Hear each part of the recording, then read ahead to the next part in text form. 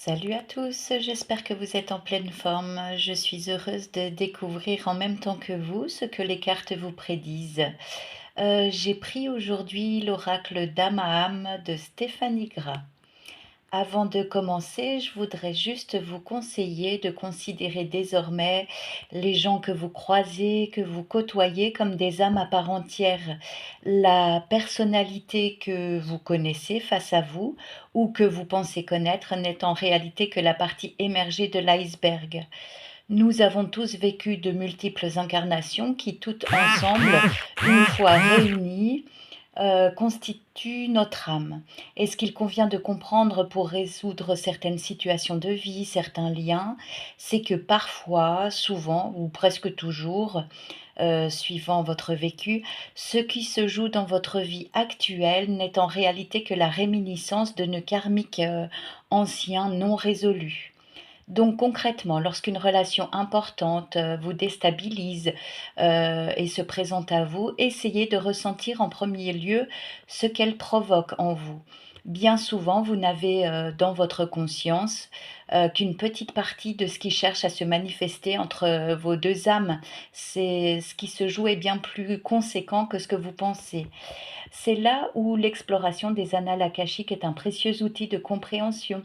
Il va vous permettre de transcender ces histoires de vie impactantes et mettre en lumière, certaines, comment dire? Certains attachements, voilà, dans vos relations, pardon. Mais bon, assez parlé, voyons ce que les oracles ont à vous transmettre.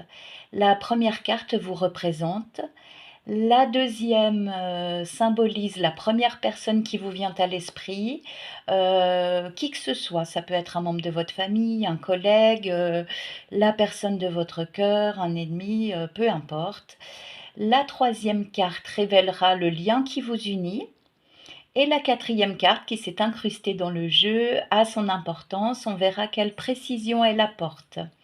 On vous invite à accueillir ce qui est. Vous allez expérimenter une période d'émotion intense. À vous d'accepter les changements. Considérez-les comme la fin d'un cycle. Pour rappel, on vous dit qu'une porte ne s'ouvre que lorsqu'on décide de fermer la précédente en toute confiance. C'est que vous êtes prêt.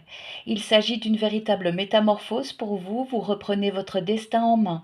Le personnage de la carte de dos observe longuement le sas correspondant au nouveau palier de sa vie. Elle semble hésitante, pourtant à ce stade de son parcours, le retour en arrière n'est plus envisageable.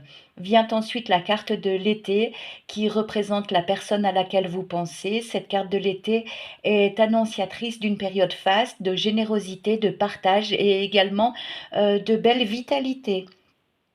Donc, certaines de ces personnes, auxquelles vous pensez, vont récolter les fruits de leurs efforts passés. On assiste vraiment à un épanouissement, comme si cette âme accédait à sa véritable place en toute fluidité, en toute légitimité et elle va connaître un bien-être important, appréciable et bienvenu.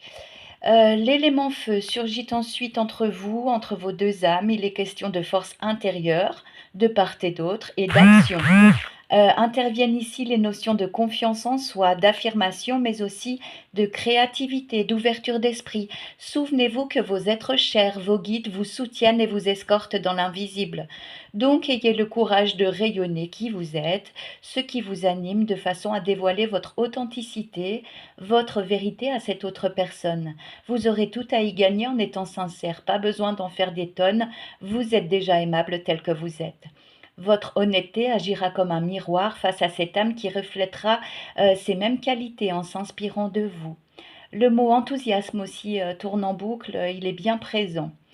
Et la dernière carte qui est tombée en même temps que la troisième aborde la magie des présents. J'ai bien dit les présents, c'est-à-dire que la loi d'attraction, de réciprocité s'installe entre vous et cette autre personne. On parle d'harmonie, donc appréciez ces bienfaits qui arrivent en quantité. C'est pas une seule petite bénédiction, un seul petit cadeau, non. C'est vraiment comme si vous ouvriez une porte et puis brrr, tout arrive d'un coup. Faites de la place en purifiant votre cœur pour recevoir le meilleur et le partager au plus grand nombre. Vous savez à quel point on aime recevoir, mais aussi à quel point on aime donner. Je vous souhaite une très belle journée, je vous embrasse, à bientôt.